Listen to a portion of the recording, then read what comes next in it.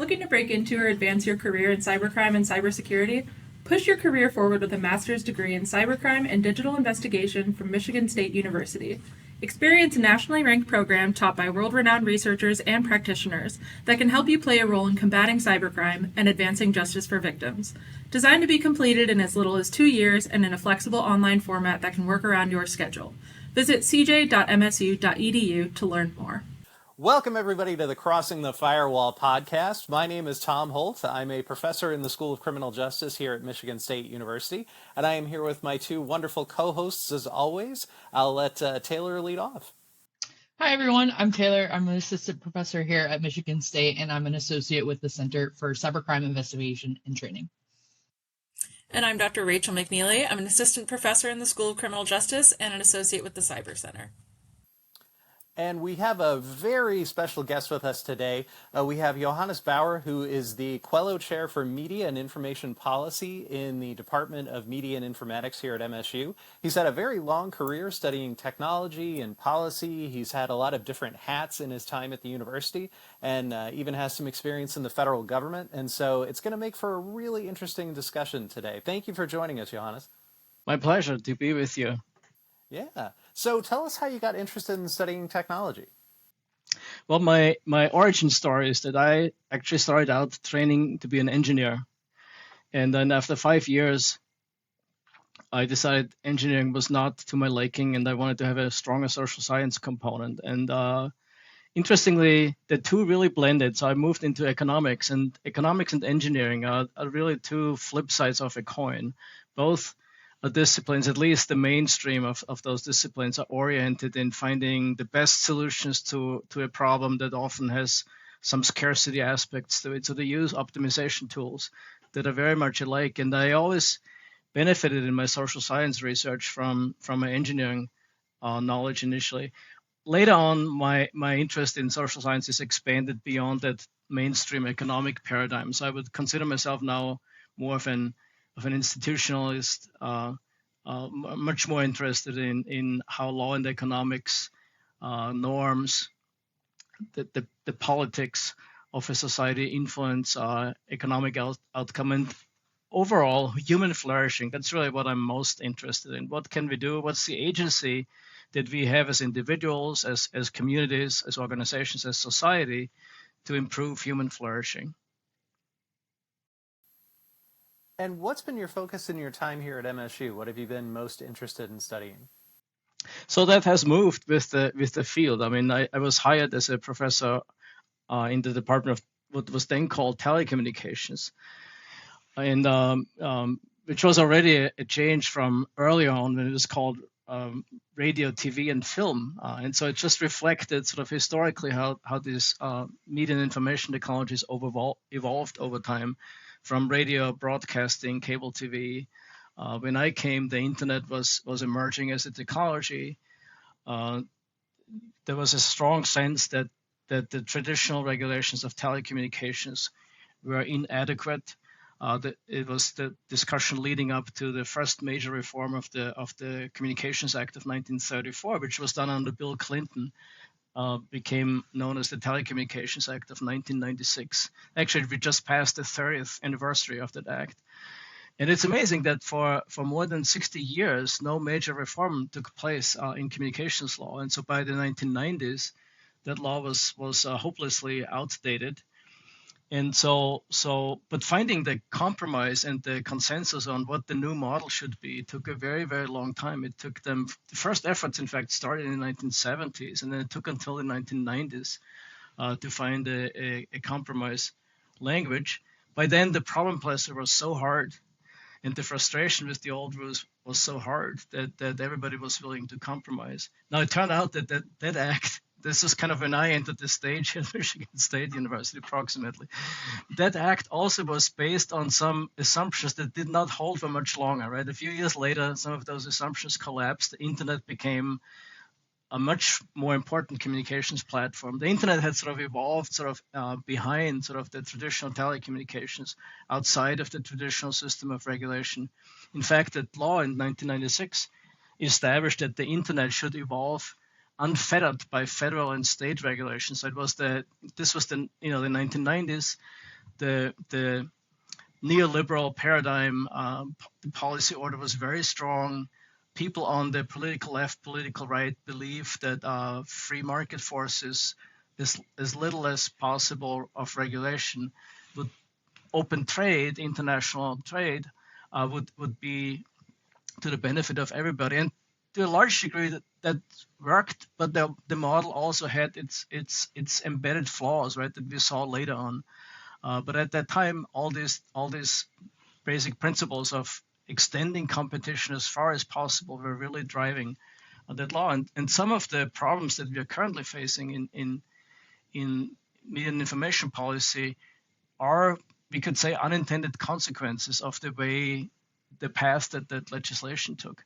And then so fast forward a few more years, right, the internet became much stronger. It became the dominant, or at least the principles embedded in internet networking became the dominant technology that was used across all types of communications. We had what people refer to convergence, so traditional media industries, traditional telecommunications, and computing became much alike.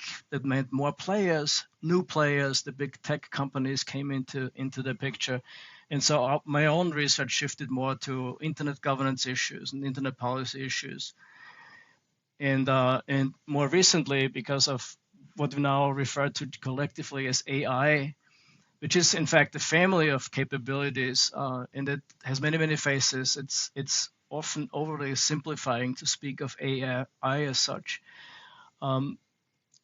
Has become a key focal point of my research. And it's also because AI affects all the other things, right? I mean, whether it's traditional media or it's social media or it's data communications, everything is directly and indirectly affected by AI, and that some of the main policy challenges are related to that interaction of the new technology with an old legal framework.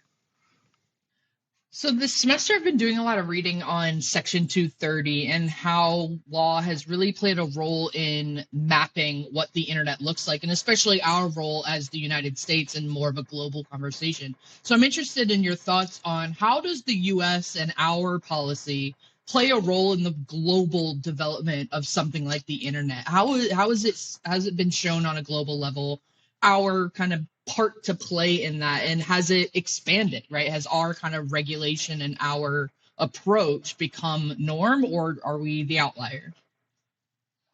Yeah, so in that sense, there's multiple nuances to this question. And so in terms of the Section 230, which essentially establishes, in a simplified way, a liability shield for digital information service provider, the U.S. is somewhat of an outlier. So other countries have not gone all the way or as far as the United States. But I think we need to back up a little bit, because this idea of the network operator not being responsible for content is actually a very old idea. I mean, it goes back to medieval common law, British common law, right? And was embedded in that old traditional Communications Act of 1934 as a guiding principle for telecommunication service providers. And so the telephone companies did not have any, were not empowered to influence the content that was traveling over the networks in the interest of free speech and a number of other reasons. And in return for not being able to edit that content on their electronic networks, they were given freedom of liability for that content, right? So it was kind of that was the model that was adopted for under what is called common carriage rules, and that model worked relatively well in that industry. Not all speech in the U.S. is governed under that model. So, for example, print media, who have an editorial function, the editorial role, they enjoyed free speech like everybody else in the United States, but they were liable for what they would say, right? Because the sense was that they interacted with the content. Now, Section 230, now fast forward to this 1996 law, which established that liability shield and a couple of other provisions, such as a duty of care, although the term is not really used in the US, but sort of an ability for the network operator platforms to act as a steward of the environment. Relatively opaque provisions. But that provision came into play actually almost accidentally. And it was in 1995, Time magazine published a cover story with a young boy with his eyes wide open, with sort of a heading of cyber porn is all over the internet. But it was based on you may remember this, right? It was based on a somewhat carelessly designed empirical study by an undergraduate student. And probably for the student it was a good piece of work, but it was certainly not of the quality and validity that one would want for basing a law on it. But it really created a moral panic. I mean, there was a sense that the internet was destroying youth. It sounds almost like our current day discussion on social media, right? And so Congress very quickly, as they were working on the revision of that law, they added the Communications Decency Act of 1996 to it. Now, that act was a few minutes after Bill Clinton signed the Telecommunications Act, was challenged in the courts by the American Civil Liberties Union. And in the following year, in ACLU, American Civil Liberties Union v. Reno was largely voided, except for that Section 230 that stayed in the act, right? And people at that time did not think it would be such a big deal. Congress tried to come up with a new piece of legislation to address sort of some of those content issues, and didn't really succeed with this. It was a long, protracted battle in the courts. What happened, though, is that Section 230, also one of those unintended consequences, perhaps, it really became the basis for the vibrancy of the internet early on, right? Because it allowed innovators on the edge, content providers on the edge, to connect with this network without having to negotiate with every platform, without having to fear that they would take editorial control. And that worked very well in the early days of the internet, right? I mean, the US had a growth and a boost of internet activity in that ecosystem that was way more vigorous than in other countries around the globe. And so as the internet expanded, the internet itself has an interesting story. It started essentially as a research network, then was a publicly run network, and in the 1990s became commercialized. And in that process grew internationally and then very rapidly. And so a governance structure had to be established, how we come up with principles of protocols, for example, of naming. Right? The internet essentially is an infrastructure that is highly dependent on the right names for all the devices and the individuals that are on the network. So there needed to be coordination, and the model that emerged was a non-governmental model of government. So whereas traditional telecommunications was government regulated by state and federal regulatory agency, the internet was regulated or was governed by voluntary organizations with some oversight from the U.S. Department of Commerce and the National Telecommunications Information Administration, which is part of the Department of Commerce.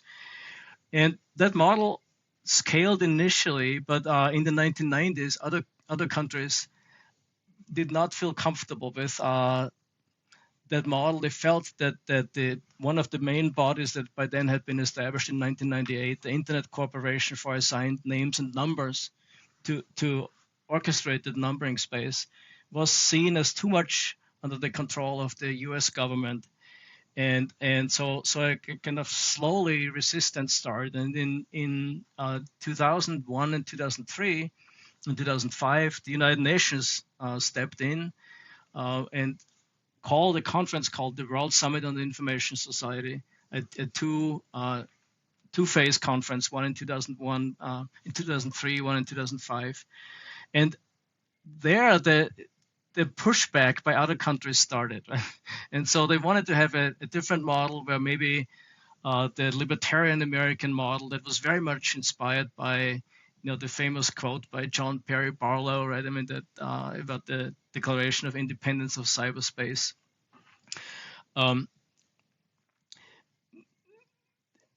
was not the model that they wanted to adapt. And gradually, ever so gradually, and maybe over a period of 20 years, I think there was pushback and more willingness to regulate content and to govern content. So 20 years later, right, what you hear abroad is actually a call for digital sovereignty, way more than a free internet. And so the European Union has become a very strong proponent. Brazil, South America, India, China, of course, has its own already walled off internet. Russia to some degree too. And in AI, we have a similar discussion about AI sovereignty, whatever it means, right? I think the political term of sovereignty does not really translate well to the technologically highly interdependent space, right? And so what is probably meant is somewhat a higher level of control about national data or something, but it's a far cry from sovereignty. And so as a result, the US was initially an inspiration for others, right? They copied the model. It became a model for other countries. The technology, the protocols, the principles of non-governmental governance became widely embraced. But in the last 20 years, we see somewhat of a bifurcation, right? Where other countries have taken a stronger stance when it comes to privacy regulation, for example. So in Europe, you have the General Directive, GDPR, the General Data Protection Regulation. You have more recently a Digital Markets Act and a Digital Services Act that address sort of some of those privacy concerns, data sharing, and more recently the AI Act. And so the European approach to free speech is also different, right? I mean, so in the US, you have a very, very strong protection of free speech, and has had many benefits, and continues to have many benefits. And in some of the European countries, for historical reasons, so for example, the dramatic experience of World War II in Europe and in other places led many of them to redraft the constitutions. So the European constitutions in general are much younger than the American Constitution. And they kind of responded to some of those experiences and gave more room for collective democratic decisions to put boundaries on what is permissible in speech. And they're sort of somewhat more narrowly construed than in the US. I mean, the US, not all speech, of course, in the US is constitutionally protected. So harassing speech or you know, speech inciting immediate violence is not protected. It's often a question of enforcing those provisions in the US. There's a lack of enforcement. But in Germany, for example, you have speech related to Nazi paraphernalia and Nazi propaganda is not protected. So there's more room to move. Privacy is protected on a European-wide scale, whereas in the US you have very fragmented and non-sectoral generic scale. In the US, you have sector-specific laws and others. So in that sense, right, to answer your question in a long and winding and roundabout way, right, the US was a model in the beginning, is still inspiring to many, but now has become somewhat of an outlier, right? I mean, with regard to the details of that Section 230. And so initially, right, I mean, Congress wanted to follow that legislation in 1996 with additional legislation that would have addressed some of those issues. And unfortunately, in my view, the ability of Congress to find common ground on many big issues has deteriorated, right? So in the US, Congress has not passed any major tech legislation, it is fair to say, for almost 30 years. And the platforms have become giants, right? And we want to protect free speech, but also want to have a legal framework that responds to their power to amplify and to channel and to select and filter speech, and that is currently not done very effectively in the U.S. And that's what foreign countries also see, and they don't look at the U.S. currently as an example. Which hurts me because I grew up in Europe, so when I came to the U.S., I thought I would help American policymakers to understand how Europeans think. And it turned out nobody was interested in it, actually. At least not at the time, right? Because the Europeans were lagging behind. They were second.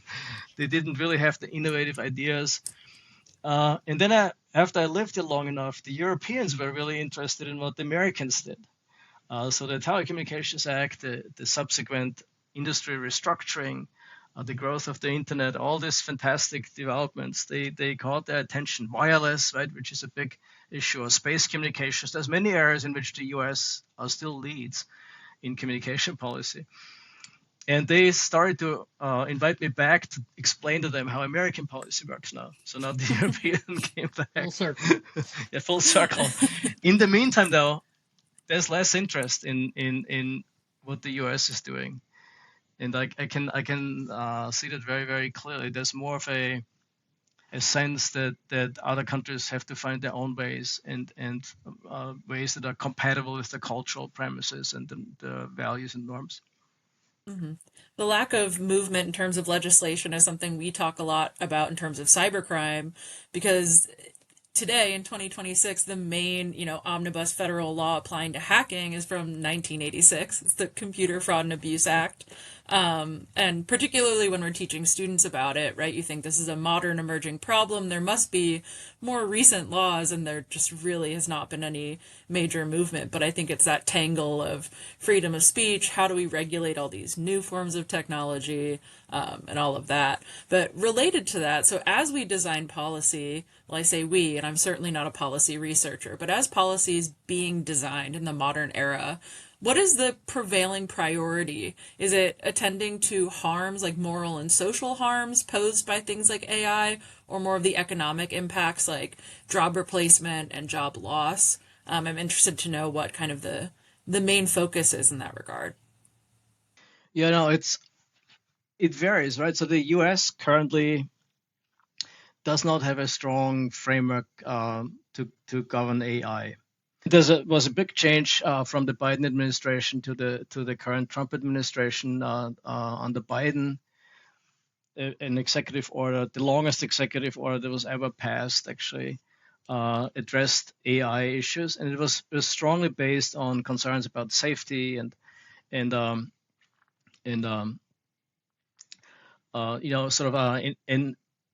concerns about how AI interacts with the economy in ways that support human flourishing and human welfare. And one could probably debate the details. I personally found it was way too detailed. It was way too cumbersome for a technology that is in an early stage of development where we have a lot of uncertainty. But it was inspired by some really good principles, right? And it didn't really go into moral dimensions, but it certainly had a broader socioeconomic view of what we should do and could do to make the technology most beneficial to humankind. And the Biden administration had a very strong commitment to diversity, equity, and inclusion, terms that are currently not high in course. And in fact, this was President Biden's first executive order was on diversity, and all agencies had to introduce policies, and we saw the reversal of those.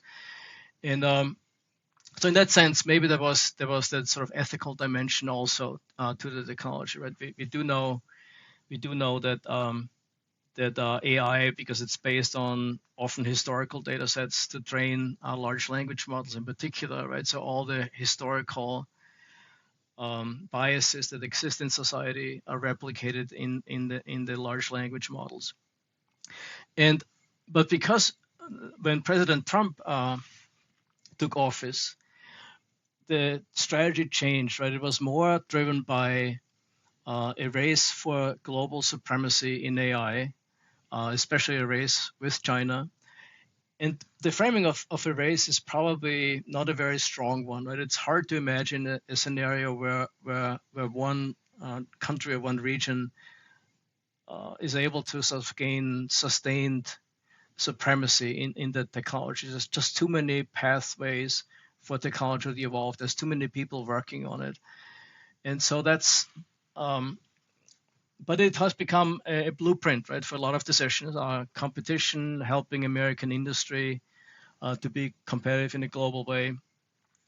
And so in that framework, safety and implications for society have become sort of somewhat secondhand considerations.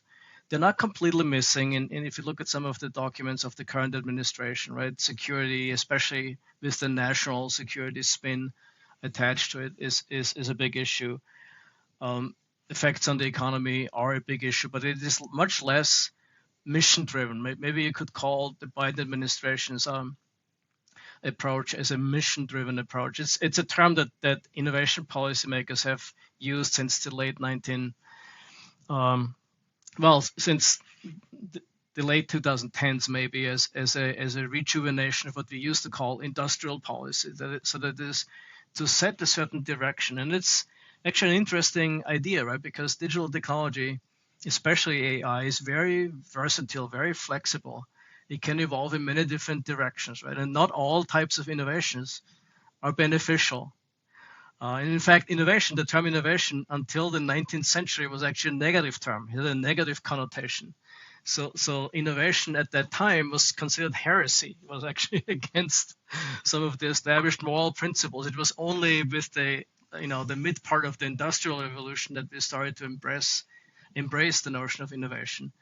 And then in the 20th century, it has become almost synonymous with progress and improvements. But not all innovation is good. And often we don't know actually for a long time whether innovation has these beneficial effects, right? I mean, if you go back, think about social media in the early days, or the internet in the early days, right? How enthusiastic everybody was. We thought about a new way to create global understanding between people, a new way to empower individuals to become entrepreneurs or merchants on a digital space.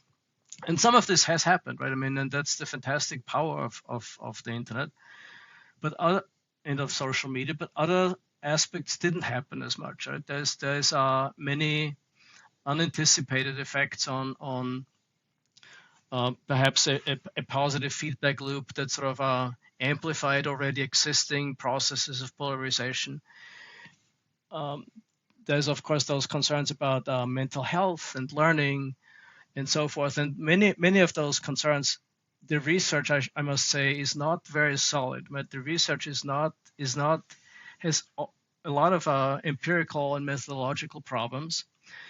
But the one thing that emerges, though, is that the effects are heterogeneous. So there's subgroups who greatly benefit from these technologies, youth who greatly benefit, who were able to navigate the pandemic way more successfully and without less harm because they had a network that they could tap into. And there's, of course, subgroups that actually for whom the negative effects dominate.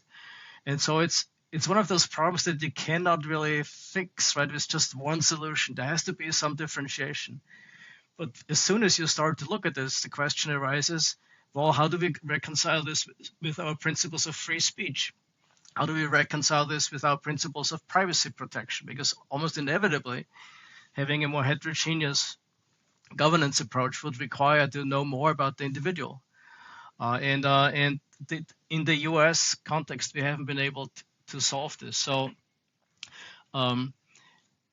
most recently, we see at the state level a lot of activity to address some of those issues. And that's also a classical US response, right? I mean, that often when the federal government seems to be slow, we're not, for whatever the reasons are, not able to find the right consensus solutions that are sustainable and in the public interest. The states, based on their police powers, have often stepped in and adopted regulations. And we see the same thing in AI currently, right? And so we have last year there were more than 1,000 proposals at the state level to address certain aspects of AI. Many of those were related to, let's say, voting-related issues such as fake news or fake videos.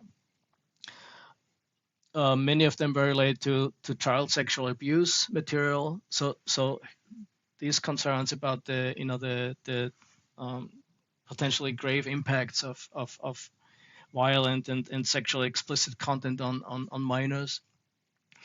Many of them are related to privacy issues or transparency issues, things like this. And so we see, therefore, at the federal level, by the dominance of the technology race, industrial competition, competitiveness of American industry model, and that with a few exceptions. So, for example, the Take It Down Act probably goes part of the way at the federal level to address some of those issues. I think last week the Senate actually made passed what is called as the Child Online Protection Privacy Act 2.0.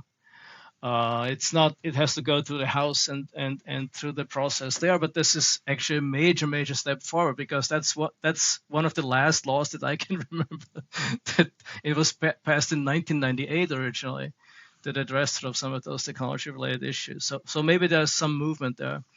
But the states have become really active, and that has become a very strong contested issue, whether the states should have such a strong role in addressing AI issues. And this year is starting as fast as last year. There's hundreds of proposals already pending. Not all of them, of course, make it into actual law. But there's great interest. There's a sense that citizens want to see some response and some of the issues addressed.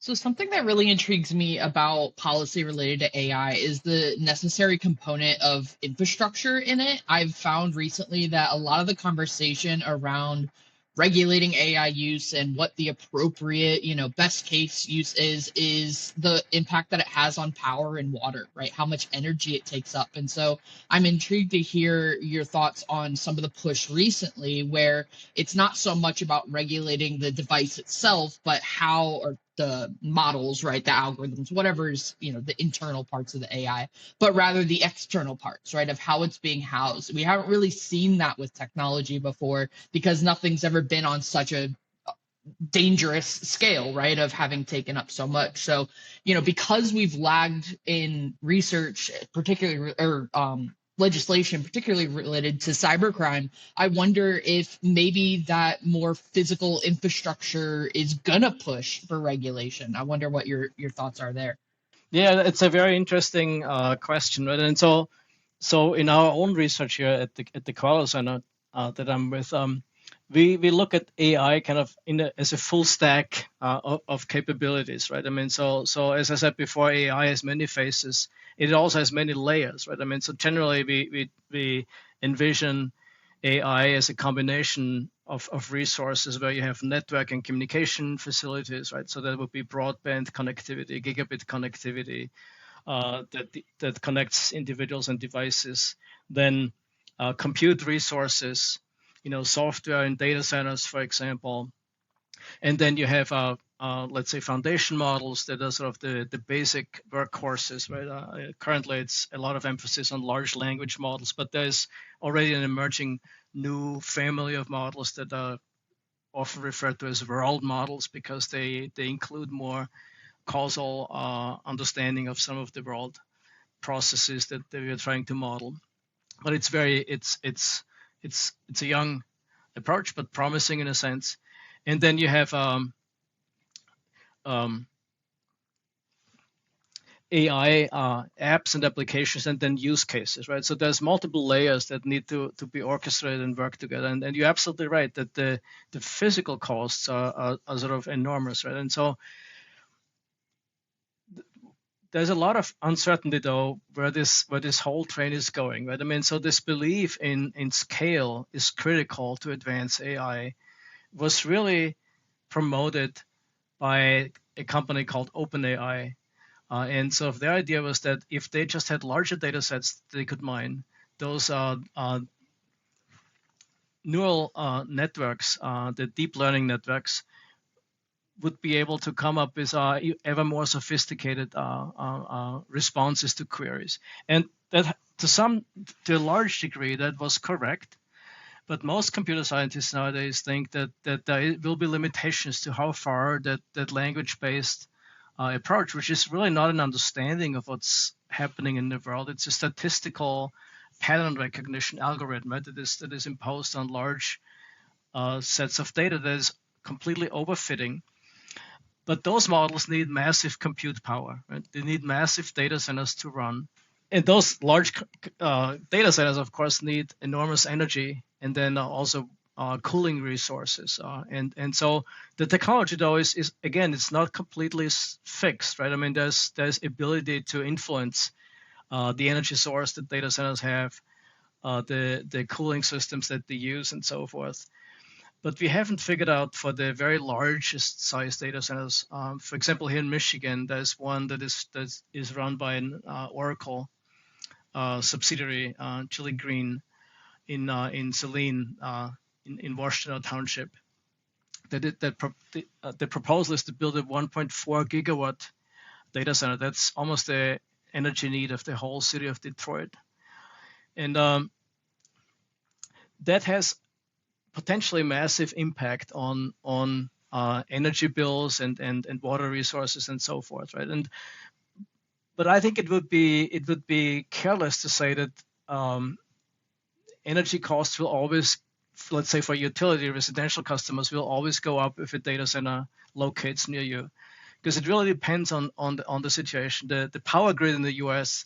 is often very old, and this has a complex management structure. So there's many constraints in the network that are in play that we would have to consider. But there are locations in the US where actually having a data center would most likely reduce the cost of energy, because it would enable the electric utility or whoever provides the energy to move to a newer, more efficient type of technology and then reduce the cost for everybody. So there's a very detailed study from Lawrence Berkeley Laboratories that looks at this.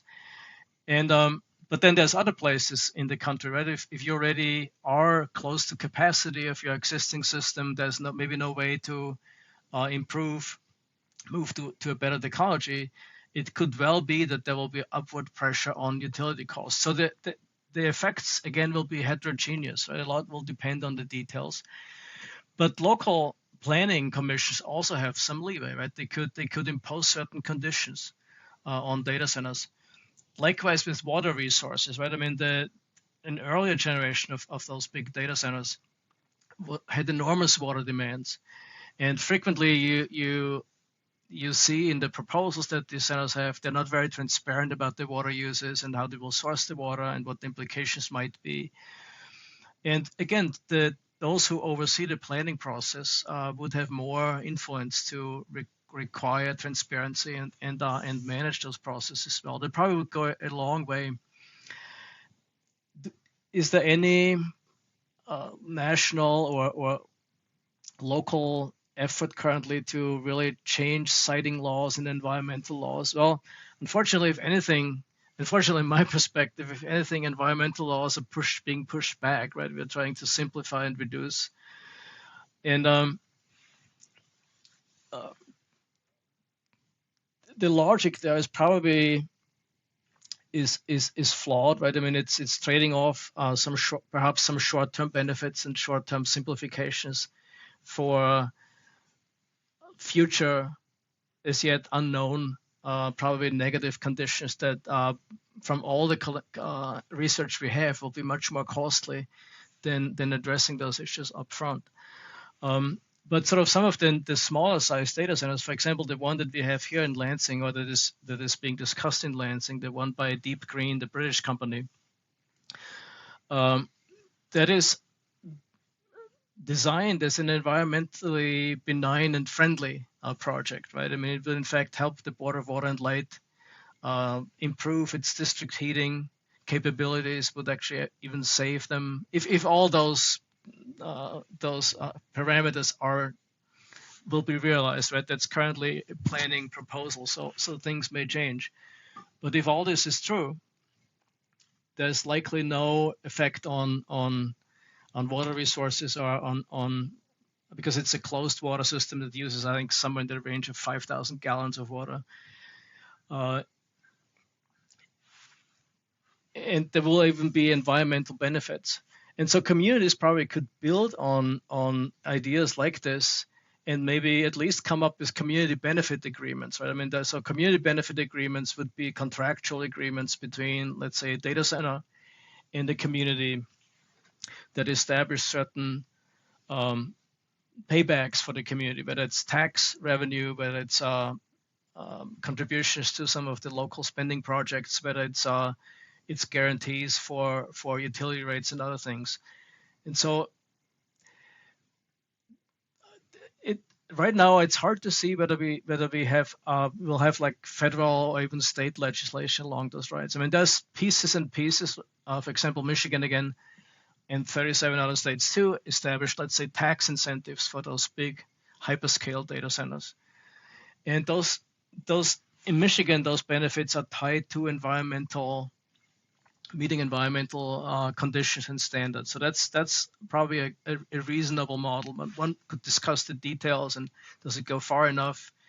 But they take advantage of the fact that technology can be shaped, right? Technology is socially constructed, can be shaped by policymakers and communities. And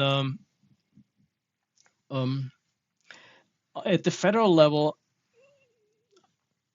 what we see is somewhat more ambiguous in my view, right? I mean, so for example, the President Trump signed an executive order in December of 2025 that seeks to establish a national framework for AI governance, rather than those 50 state frameworks that might emerge from state activity. And part of that that order also alludes to states citing policies and the policies that have in place to allow data centers to grow and so forth. And the federal government has a leverage over states because they, in 2021, Congress passed the Infrastructure Investment and Jobs Act to extend the lowest level of the AI stack, the digital connectivity to every American. At that time, there were about 12 million households that did not have broadband access, which is about 10%, a little bit less than 10% of the American population. That was, during the pandemic, a disastrous, high-cost shortcoming that the U.S. had, and really was a wake-up call for Congress. And they passed this bipartisan infrastructure bill. Now, from that, it was a complicated problem to solve, admittedly. But the previous administration also wanted to be overly cautious and diligent, and it became a very, very involved planning process. So 4 years into the program, no single line had been built based on that subsidy, unfortunately. And so then we had a change in government, and the Trump administration changed some of the rules. And on top of everything, about half the locations that were not served in 2021 had already received service in the meantime by other government programs and a large part by private sector investment, right? So the magnitude of the problem had shrunk to less than half in those 4 or 5 years. And the question is, what do we do with the money that's left over? Because the states got block grants in 2022 based on the program. So for example, Michigan got $1.6 billion. And even in the original thinking of the program, they would have saved several $100 million. And in the infrastructure bill, the provision was that the states could keep this money and use it for complementary public investments, such as in digital skills, workforce training. So these are all things that we know from research about how digital technology interacts with society that would boost the benefits for human flourishing, right? I mean, so having a network in place that is well working and offers high bandwidth is, of course, a big boost. But having a network plus the skills to really take advantage of all that technology takes you much, much further. And the Trump administration for a long time signaled that they might claw back that money, right? And then in that executive order, President Trump said, well, if you have onerous AI laws at the state level, we might keep that money and you might not get access to it. And nobody knows exactly how this is going to pan out. The rules guiding how that money can be used have not been promulgated. It has been clarified in the meantime that the federal government does not intend to keep the money. So states will have it, but most likely there will be strings attached. And we don't know what those strings are. So some of those strings could be you have to simplify your environmental review of data center projects, for example, or some other conditions that are related to this sort of overarching pro-competitive, pro-innovation, winning the technology race AI policy at the federal level. But we'd have to come back in a few months when we know how those rules look like. So you've talked a lot about issues of rurality. You've mentioned the data centers. Do you envision a world where it is more prevalent or more common to see a data center in a more rural area, or do you think that's going to be more of an urban issue? Where do you see data centers fitting in with that kind of general dynamic, given the size of the country and the different resources depending on where you are? Yeah, so that's a very good question, and like AI that has many faces, right? Data centers also have many roles. Not all data centers are used to develop those large language models or the frontier models, as we call them, those that really push the edges of the technology out, that use more complex statistical algorithms to squeeze information out of large data sets. So some uses of AI could actually just use the results of such a frontier model, a foundation model, and then build kind of a small scale AI model on top of it. And of course, you are dependent on the other, so one doesn't work without the other. Somebody has to run those foundation models, whether they are large language models of a next generation or whether they are world models. In the world model case, we don't know whether they will also use that massive compute power. That's too early to tell. There's a chance that those models might work with less compute. But let's assume somebody in that ecosystem has to have those massive hyperscale data centers, but not everybody has to, right? I mean, so let's say an application in healthcare, for example, or in education, it's possible to imagine that you could run this very, very effectively on a much smaller scale. And there is now data centers in all shapes and sizes, right? I mean, the one in Lansing that I just referred to is a 24 megawatt data center. That's a small scale data center. Our university, MSU, we have a 2.5 megawatt data center for our own purposes, right? And it serves the needs that we have as a university in ways that we didn't serve as well when our compute resources were distributed under the desk in some closet someplace, wherever they might have been. And so there's a scale, right? And it's possible that those smaller type data centers, that they will be available for co-location. So where you put your computing resources into a data center together with other providers and network operators in rural markets. So I don't think there's a necessary link between being close to a massive internet exchange point, right, which are typically in bigger hubs like in Chicago, for example. And then there's actually now data centers in a container. So they are they're called edge data centers. And essentially you put the capacity of a small data center into one of those standardized trucking containers. They're sort of retrofitted and insulated and so forth, and equipped with appropriate conditioning and air conditioning systems in one of those containers. And literally you can, once you have ordered it's built, you can have it in a day, put it in your backyard, have a data center for your school district, for example. So I think there's versatility in this technology. I think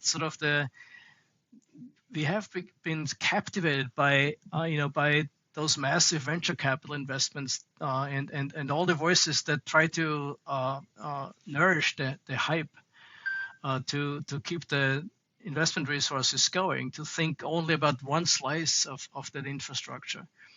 And we need the large ones, I think, for a considerably longer time. And but eventually we'll have these sort of complementary types of data centers that offer opportunities for rural, for more remote locations too. So we didn't even really touch on your time in the federal government. Do you want to talk at all? I mean, granted, you've had a ton of experience. Is there anything that you learned in your time with the federal government about policy and regulation? Yeah, it was. I was there for a year and a half. I was slightly less than a year and a half in a role called the Chief Economist of the Federal Communications Commission, and so I was actually on loan from my position at the university. And I was not a federal employee during that time. So the federal government reimbursed Michigan State University. I remained an employee here, which created a very, I'm very grateful because it was a very luxurious, if I might say, position, right? I mean, I was somewhat free from the bureaucratic day-to-day constraints that other people had. Of course, I had to communicate with them, and I was also not really a decision maker. I was only an advisor to what they did. But because my own career was not contingent on a supervisor promoting me, I was able to address issues that they often were sort of timid to look into, and I think it was a really good interaction. I mean, I enjoyed working with an incredibly skilled team of experts. I mean, I was so impressed by the quality of individuals, and it took me actually a long time when I came back to Michigan State University to readjust to the academic life, right? Where typically we work with students who obviously are in an early stage of the learning process. At the FCC, frequently, I felt like I was certainly most of the times it was clear that I was not the smartest person in the room, right? And unfortunately, here sometimes that's the expectation of my role, right? And I really liked not being the smartest person in the room, right? I mean, you can sort of contribute, and it's very clear that any decision that you make is a collaborative decision. Frequently we would edit documents.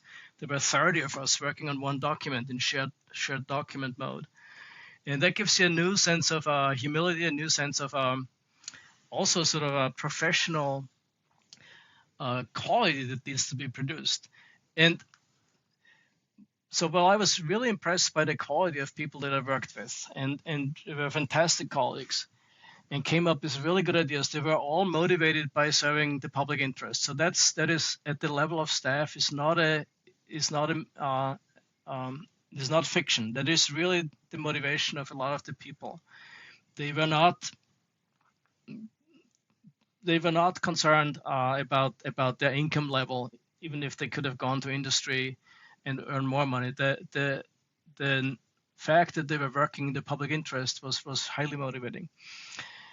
Where things got complicated, in my view, was when at the level of higher level decision makers. I mean, I was sort of in the third row of in the hierarchy of the commission, and at the top of the commission, where you have political appointees, often decisions were made on policies that were not very transparent, right? I mean, it was clear that there might have been a conversation at the White House, or there might have been a conversation in the Senate committee, and then staff sometimes was asked to come up with good reasons why this was a good decision. So we were used in a mode of rationalizing decisions rather than helping shape and design them. It was not always the case, but sometimes that was in play. And during those times, I felt that the quality of the staff was not completely translated into the outcomes of those orders and decisions that were made, right? I mean, in other cases, it was more like an organic bottom-up process where people could contribute. You would negotiate the pros and cons of different approaches. Almost always there was more than one goal in mind, right? And that's what we actually at universities as researchers often don't see as clearly, right? That in the practical world of politics, there's often more than a handful of goals involved, and the challenge is, how do we balance those goals? And often you don't have the information needed to really do it well, right? I mean, so the data that would be necessary, or the forward-looking simulations that perhaps would help in thinking through sort of scenarios are not available. So there has to be sort of some educated guess what the best strategy would be. Now and I think actually a lot of the reasons why government, that was my observation in the last couple of decades or 3 decades, seems to be working less and less effectively, is not necessarily the people in government, right, who I think continue to be motivated to do good things, but it's the fact that the nature of the problems in many areas has changed. So a lot of our problems have become more interdependent. So you can't, for example, address AI policy issues by simply looking at what cable TV does anymore, or what telephone companies do anymore. And that's how our legal system is structured, and that's how our organizations often, who are entrusted as experts to address those issues, are structured. It's a division of labor that comes from an age that we're leaving, at least, right? And maybe we haven't completely passed, but that we're leaving.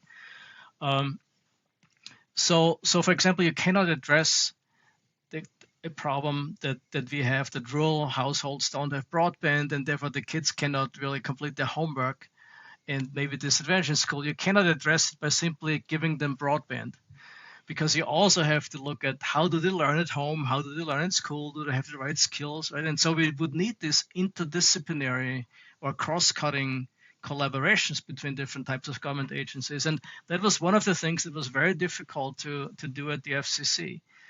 And so that's one constraint, right? I mean, the need to, this may have just been my personal experience, right? And I admit that much, right? I mean, I was not a trusted employee who would be sent to other agencies to negotiate things, right? I mean, that was not my role. But even my colleagues who were part of those task forces, they hated going there. They would have run off, done any of those things. And so coming up with new organizational forms of solving those interdepartmental collaboration issues, I think, is a huge challenge. And it's in part a challenge because the nature of the problems has changed so much. And then the second challenge is related to having to make these educated guesses, right? Ideally, we always in our lives make decisions under uncertainty, where we don't really know whether the action that we're taking will have the right outcomes. But the way we do it in our personal life, we create a feedback loop. We see what's happening, right? And then if we don't get the desired results, we change our behavior, at least most of the times, if we are rational. And the same businesses do the same thing, right? They if they see a business model and idea that they had doesn't work, they change their strategy. And so government ideally would continuously monitor what they're doing and what the effects are of what they're doing, and then learn from whatever the outcomes are, and then change, adapt the rules. But there's a challenge there, right? Because we want government to be relatively stable. We don't want government to changes all the time, right? So what's the balance now between flexibility in rules that adapt to the nature of the problem, to what we know about what the outcomes are of our policies, and the need to be more agile? And that hasn't been really solved. I mean, there's a lot of discussion, especially in AI, about agile regulation and flexible regulation, adaptive regulation. These are all really good ideas. I mean, we're working on those too, but it's hard to really make them tangible and put them into practice. But there's a political obstacle to doing this too. And I talk to agency leadership and bureau chiefs frequently, and often about putting into place, as we were drafting a new policy, for example, let's say on net neutrality was a big issue, although it was overturned by the courts later, or Wi-Fi in school buses to help kids learn while they are on the way from home to school or from school back to home, which would create connectivity for many of them who don't really have high quality connectivity at home. And there's a concern in play that they could browse on the internet and see undesirable content. Of course, you can lock down those Wi-Fi hotspots and so forth and prevent this from happening. But the concerns are not completely irrelevant. But one could measure actually what the outcomes are relatively easily, and it would not be very expensive to embed it in the policy. But even such seemingly uncontroversial proposals often would not make it because there was a sense it would cost a little more money. It would be a little bit more cumbersome administratively to implement it. But in the bigger decisions, often the concern was that one would find out that the policy doesn't work. And what I heard from leaders was always, we would rather not know whether it works or not than know that it doesn't work. Because, and this is a dysfunction of the current political problem situation, in my view, right? I mean, because in a rational policymaking framework, we would say, well, thank God we figured out it doesn't work. Is there anything else we could do to solve an issue, that problem that we have? Let's say educating our children better and helping them succeed later in life. And but the bipartisan, the contested nature of the adversarial nature of the policy process has created, I think, a timidity that prevents a very rational way of developing policy and monitoring policy and adapting policy, right? And that's hopefully, I mean, I'm always a notorious optimist, right? I think that we're sort of going through this adjustment phase, right? Where those things we haven't really fully realized those complications, and we maybe mistakenly we blame individuals and policymakers, and Congress, is at a low in terms of its popularity, right, and trust that people enjoy. I think if we sort of see that some of those outcomes are caused by using old tools and old approaches to solve new issues, new policy challenges, we might be more compassionate and maybe find ways to actually do it productively. And that's actually my hope. That's what keeps me going in the morning. I mean, otherwise it would be very depressing, right, to be a policy researcher in the sense that it's you don't really know who you're talking to. But we do a lot of work with communities, with people who work hands-on on the ground. We come to tables not as experts who know things and have solutions, but as partners in a conversation where we know certain solutions to problems that we know worked in other places or that might work in a particular circumstance. And that's really what's so exciting, I think, about being at MSU and being at that center that I'm running. So that brings us nicely to our wrap-up question. Every podcast, we ask our guests to kind of distill all that we've talked about over the past hour or so and bring it down to one point. If you could take one thing that we've talked about today, or just one thing that you want our listeners to take away from this, what would that one kind of main focus be for you? I'll sort of nuance it a little bit, right? I mean, sort of conceptually, I think we talked a lot about systems of technologies and social effects of technologies, right? And how difficult it is to really come up with sort of principles that make sure that we align them with human flourishing. That's probably the overarching challenge of policy that we have today, whether it's social media's effect on political opinion or mental health, or whether it's AI's threat to privacy. We didn't even go deeply into this. But one of the challenges, I might just throw this in, is all our data laws, our privacy laws are based on data. But AI actually makes inferences about us based on very limited data, right? And we have nothing really that addresses that issue. So AI will know way more about me than is just from the sum of the data that is being collected.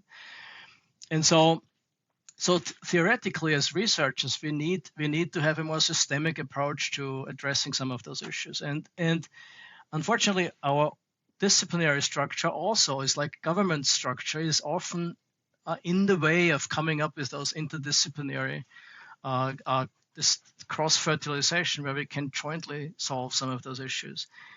And